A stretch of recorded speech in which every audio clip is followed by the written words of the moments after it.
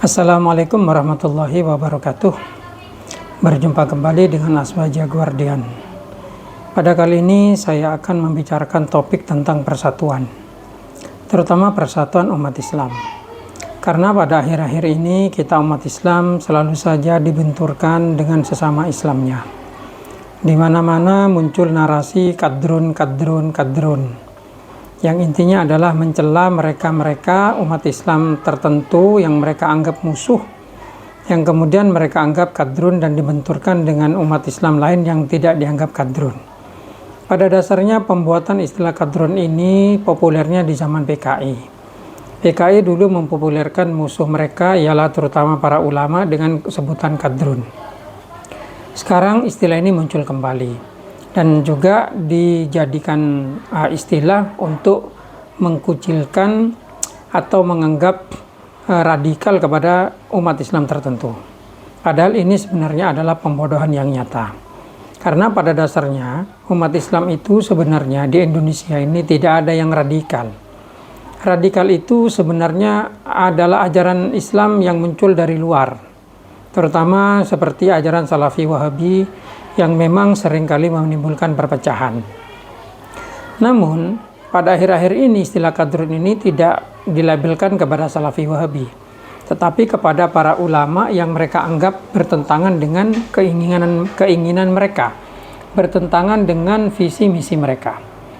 Nah, kelompok kadrun ini mereka anggap bertentangan dengan sesama Islamnya, terutama dengan para orang Islam yang lebih moderat seperti NU, di mana banyak juga orang NU sendiri terkadang juga terpengaruh dengan istilah kadrun ini dan juga menyebut kadrun kepada sesama Islamnya.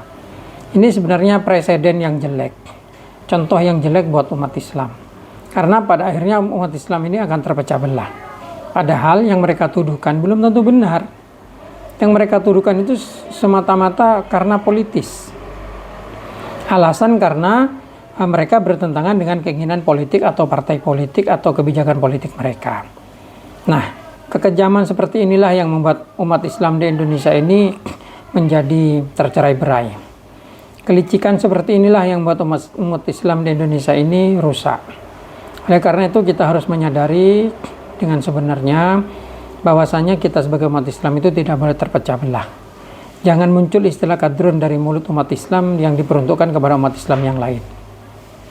Sehingga ketika ada istilah kadrun itu muncul, itu berarti munculnya bukan dari umat Islam, tapi muncul dari kelompok-kelompok non-Islam atau kelompok-kelompok yang mengaku Islam, tapi pada dasarnya munafik yang ingin memecah belah umat Islam. Sehingga umat Islam menjadi lemah dan gampang dikuasai, gampang dieksploitasi, gampang didiskriminasi. Oleh karena itu kita sebagai umat Islam harus sadar tentang hal ini. Mari bersatu. Jangan munculkan perpecahan di antara umat Islam. Karena umat Islam sebagai umat mayoritas di negeri ini, jika bersatu, maka dengan mudah akan bisa merebut kepemimpinan nasional. Sehingga umat Islam pun bisa memasukkan pemahaman-pemahaman tentang keislaman di dalam negara.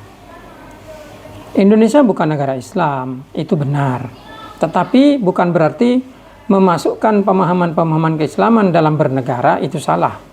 Tidak. Karena pada dasarnya Indonesia ini adalah negara yang berketuhanan yang Maha Esa. Sehingga Indonesia bukan negara sekuler, tapi berdasarkan kepada agama juga dengan dasar sila pertama. Oleh karena itu bersatulah wahai umat Islam, jangan sampai terpecah belah apalagi hanya dengan istilah kadrun. Itu hanyalah istilah yang membodoh-bodohi, istilah yang muncul dari musuh Islam yang ingin umat Islam tercerai-berai. Sekian, wassalamualaikum warahmatullahi wabarakatuh.